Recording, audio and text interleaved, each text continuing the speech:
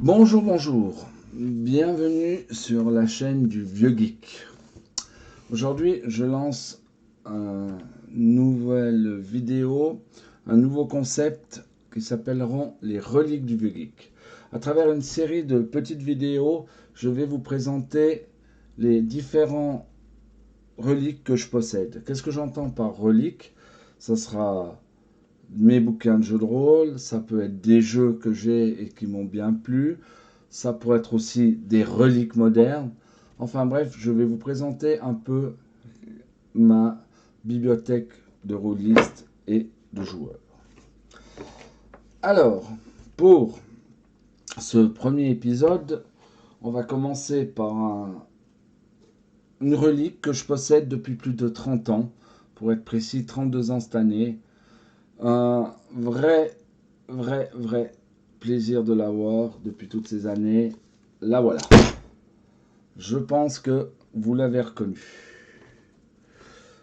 Avanced Donjons et Dragons, première édition. Alors oui, c'est pas le premier jeu de rôle qui est sorti en français, il y en a eu d'autres. C'est pas avec celui-là que j'ai commencé. J'ai commencé personnellement avec la boîte rouge de DD de base, mais c'est avec celui-là qu'on a joué quasiment le plus longtemps. J'ai été les acquérir juste celui-là et ces deux autres bouquins de la trilogie. Je les ai acquis le jour de mon 18e anniversaire.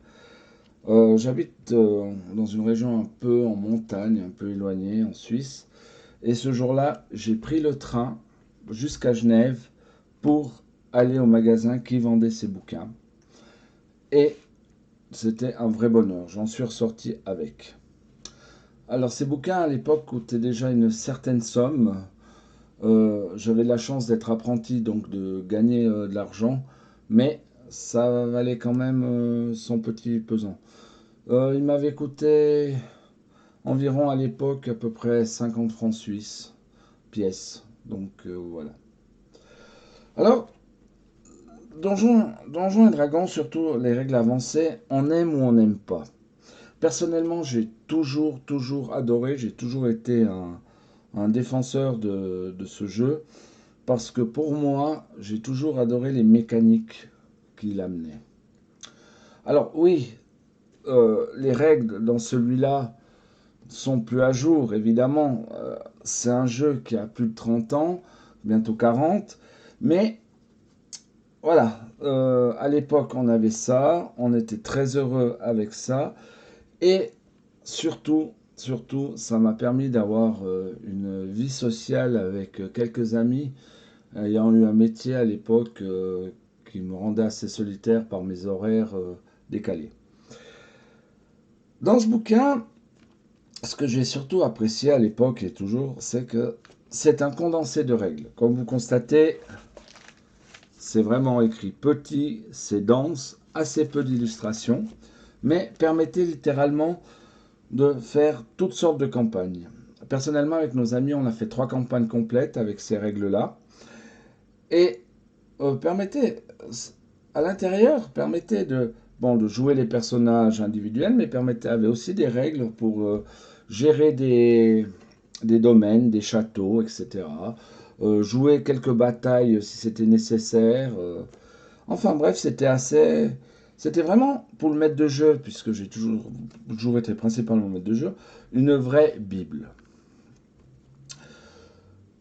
Les, bon, c'est très vite apparu que des concurrents sont arrivés sur le marché et qu'il a été un petit peu délaissé, mais ça reste quand même un des grands anciens. Beaucoup de gens sont surpris puisque je les utilise encore à l'occasion quand je vais dans des conventions de jeux, principalement celles qui vont fêter leur jubilé, 5 ans, 10 ans, etc., qu'ils annoncent. Je leur propose toujours une partie de Avanced Donjons et Dragons. La plupart des joueurs pensent jouer à un jeu récent comme DD5 ou R3.5 ou Pathfinder et ils sont surpris, mais amusés, mais souvent très heureux de pouvoir enfin toucher à la première édition d'Avanced Donjons et Dragons. C'est vrai que C'est un jeu que les moins de 20 ans ne connaissent pas forcément, en tout cas dans cette version-là. Comme toujours, chaque évolution de Donjon Dragon était composée de minimum 3 bouquins de la trilogie. Donc, nous avons le livre du maître, le manuel du joueur et enfin le livre du monstre.